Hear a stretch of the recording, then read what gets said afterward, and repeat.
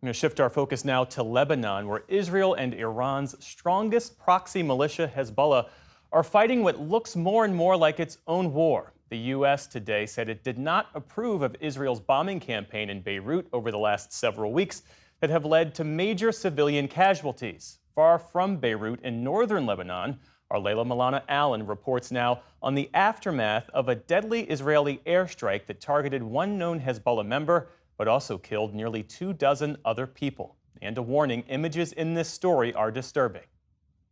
Lebanon's war have now climbed its famed mountains, scattered across a rolling hill of olive groves as far as the eye can see, the charred aftermath of an enormous bomb. For nearly 24 hours, paramedics and rescue workers dug through the ruins of this home, hit by an Israeli airstrike yesterday in the northern Lebanese Maronite Catholic village of Aito. First, they were looking for bodies. Then, they searched for pieces of them. Overturned cars surrounding the house burned as they tried to save who they could.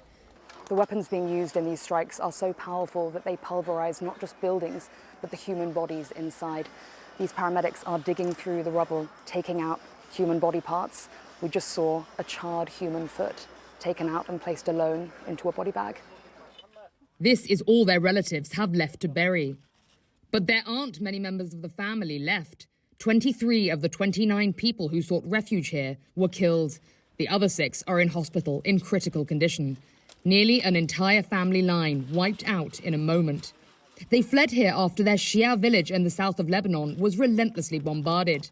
With many thousands of Lebanese now sleeping on the streets, they were lucky to have a friend in the north who would take them in.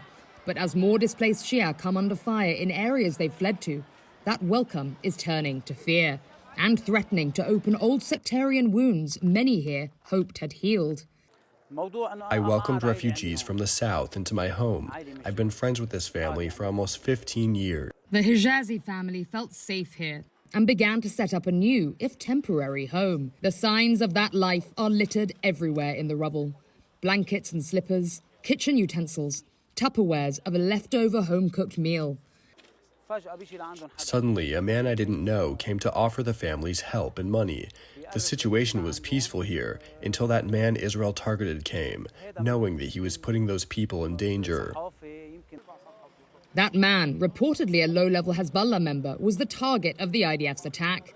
As happens every day here now, dozens of civilians died alongside him. 2 of them were less than a year old.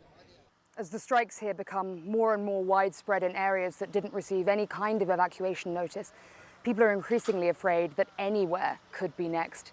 This is a very small, peaceful Christian village in the north of Lebanon, surrounded by olive trees, and what happened yesterday came out of the blue for everyone living here. Neighbor Danny's restful mountain idyll has been shattered. The force of the explosion was so great, 3 of the bodies were propelled through the air into his front garden. There were dead bodies everywhere. A lot of people died. Smoke was all over the place. It was a terrible scene. Through the night and on into today, rescue workers searched for survivors and then bodies. One of the family's 2 babies was missing. The dead body they just pulled out of that car belongs to a baby. He's only a few months old. They couldn't find him until now. They found him in the trunk.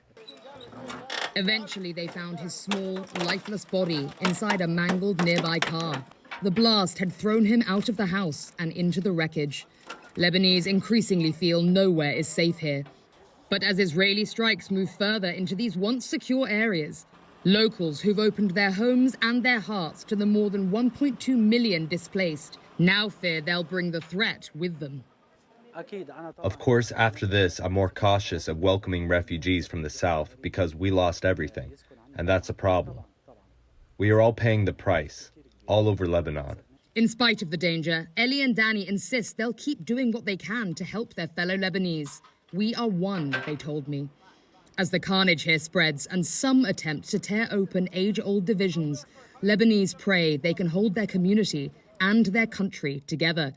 For the PBS NewsHour, I'm Layla Milana Allen in Zgharta, North Lebanon.